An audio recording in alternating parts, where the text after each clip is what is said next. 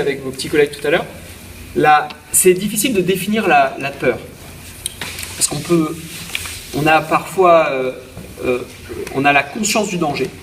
C'est-à-dire qu'on va dans des endroits où c'est pas anodin, on est tout seul sur un gros bateau, on va dans des endroits où il n'y a pas grand monde, on peut rencontrer des tempêtes. Comme je disais tout à l'heure, si on tombe à l'eau, c'est quand même particulièrement dangereux. Donc voilà, avoir conscience du danger, se dire attention, ce qu'on fait, c'est pas rien, il faut faire attention. Conscience du danger, il faut l'avoir tout le temps. Vous aussi, il faut que vous l'ayez dans la vie, il peut se passer plein de choses. Je peux vous donner l'exemple tout à l'heure des voitures. Vous savez par exemple que quand vous sortez dehors, il faut faire attention aux voitures, quand on traverse la route, il faut faire attention aux voitures. Ça, c'est avoir conscience du danger. Ça ne veut pas pour autant dire qu'on a peur. On a un petit peu peur des voitures. Et voilà, il faut essayer de trouver cet équilibre.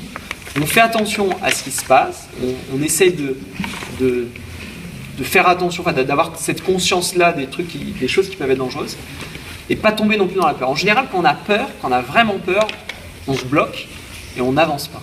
Il faut essayer de passer au-delà de ses peurs, essayer de rationaliser tout ça, essayer de se dire, voilà, est-ce que j'ai peur, est-ce que j'ai raison d'avoir peur, et qu'est-ce que je peux faire pour lutter contre mes peurs. Il faut essayer, éviter d'avoir peur.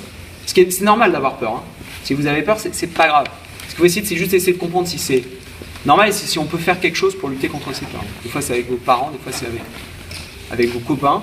Essayez de trouver, puis on essaie de passer au-delà de ça pour avancer.